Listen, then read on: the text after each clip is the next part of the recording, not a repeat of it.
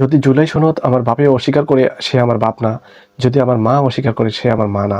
এই ভাইটি তাই বলল, আপনারা নিজের মুখে শুনুন। যদি জুলাই সনদ আমার বাপে অস্বীকার করে তাহলে আমার বাপ না, আমার মাও যদি অস্বীকার করে তাহলে সে আমার মা না, আমার বোনও যদি অস্বীকার করে তাহলে সে আমার বোন না।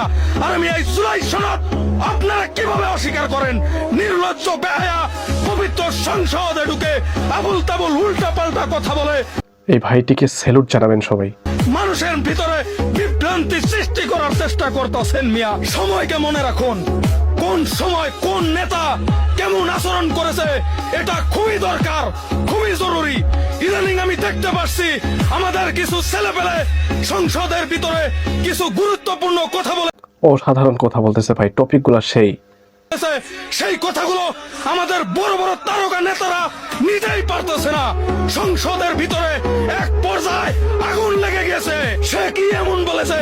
আর সে বলেছে ৭২-এর সংবিধান আমরা আর চাই না। ইনশাআল্লাহ সংবিধানও আমাদের নতুন থাকবে। ভুয়া রাজনীতি আমরা আর দেখতে চাই না।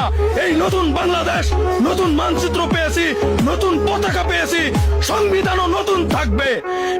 অবশ্যই প্রমাণ ছাড়া কোনো রাজনীতি চাই না। একদিন দিতেই হবে। সে বলেছে প্রমাণ ছাড়া রাজনীতি আমরা চাই না, চাই না, চাই না। আর কয়েকটা কথা বলেছে, আপনাদের নিচে থেকে উপর পর্যন্ত আগুন লেগে গেছে। পবিত্র সংসদ ভবনে আপনারা বিশাল বড় খেলা জমাইতেছেন মিয়া। এগুলা শুধু আপনার ওই ৩০০ এমপি দেখেন, বিষয়টা এমন না। দেশ বিদেশ সোশ্যাল মিডিয়া অল প্রবাসী ভাইয়েরা এগুলো রেকর্ডিং করে রাখতেছে মিয়া। প্রবাসী ভাইয়েরা সবকিছুই দেখছে, সব রেকর্ডিং করে রাখছে। আপনাদের এমন কাণ্ড দেখে এখন তো আমার সেই প্রিয় আল্লামা সাইদির লাইনটা মনে পড়ে গেল যে বেশি বাড়াবাড়ি কইরো না, পালানোর জন্য ইন্দুরের গর্ত খুঁজে পাবা না।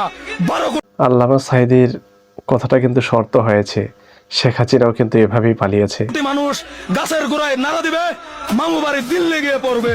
তো সবাই সতর্ক থাকবেন, সাবধানে রাজনীতি করবেন।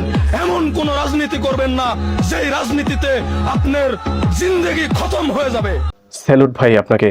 এই ভিডিওটি আজকে যারা এ পর্যন্ত দেখেছেন, জুলাইকে যারা ভালোবাসেন, বাংলাদেশকে যারা ভালোবাসেন, ভিডিওটি প্রত্যেকেই শেয়ার করে দিবেন, লাইক কমেন্ট করে যাবেন।